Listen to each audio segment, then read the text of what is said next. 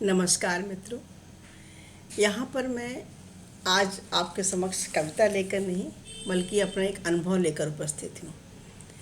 और ये एक सत्य घटना है, संस्मरण कह सकते हैं। मैंने इसका शीर्षक रखा है मानवता का मूल्य।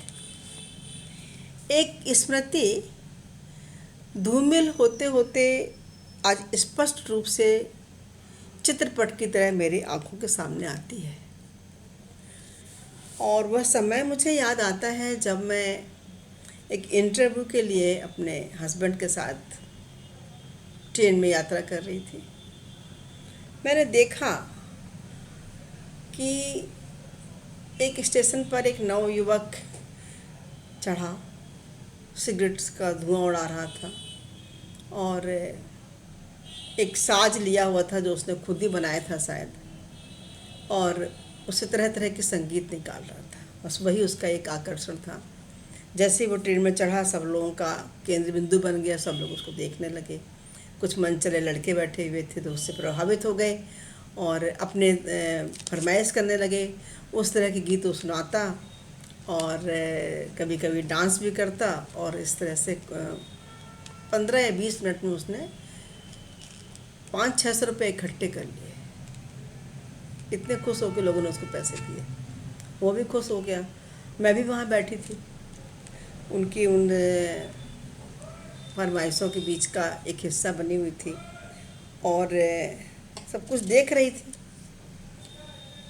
जबकि सिगरेट का धुआं मुझे बर्दाश्त नहीं, परंतु पता नहीं उस समय मुझे क्या हो गया था कि मैं कुछ बोल भी नहीं पा रही थी। यद्यपि मेरा सिर भी दुखने लगा था, परंतु मैं कुछ कह नहीं पा रही थी।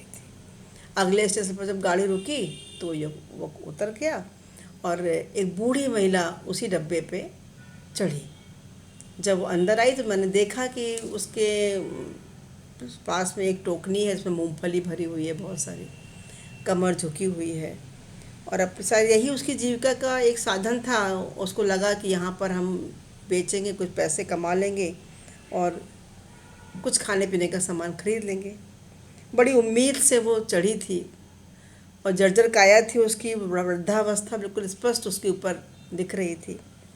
बड़ी प्रसन्न मुद्रा से आशा का दीपक जलाए हुए सबके पास जाती है। मूंगफली ले लो, मूंगफली ले लो, बड़ी मज़ेदार कुरकुरी भुनी हुई मूंगफली, नमक भी ली, चटपटा मसालेदार नमक, ऐसे करके वो अपना विज्ञापन सा करती हुई और पूरी ताकत से, जितनी उसमें ताकत है पूरी ताकत से वो ज़ोर ज़ोर से डब्बे में चिल्लाती रही।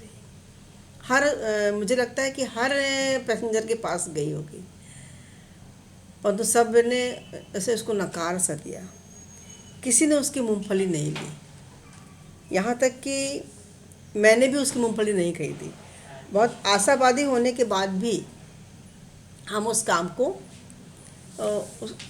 नहीं उसको हम हेल्प कर पाए, उसको हमने हेल्प नहीं किया।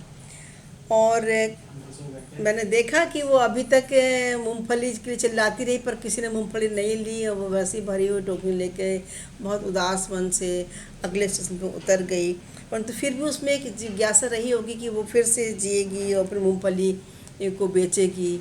अब अचानक क्या हुआ कि मेरे मन में ये बात आई कि देखो, जैसे इंसानियत बर्फ़ की तरह जम गई है और बर्फ़ पिघलने के लिए होती है, परंतु पता नहीं क्या हो गया है कि आज की हमारी जो शिक्षा है वो किस तरह की सभ्यता को ओढ़े हुए है। हमारे परख के दृष्टिकोण बदल गए हैं। उस नवयुवक को तो हमने पैसे लुटा दिए, पर वो बुढ़िया जिसे वास्तव में ज़रूरत थी पैसे की, उसको हमने 2 रुपए की देकर भी मूंगफली नहीं खरीदी। तो आज मुझे वो बुढ़िया बहुत याद आती है।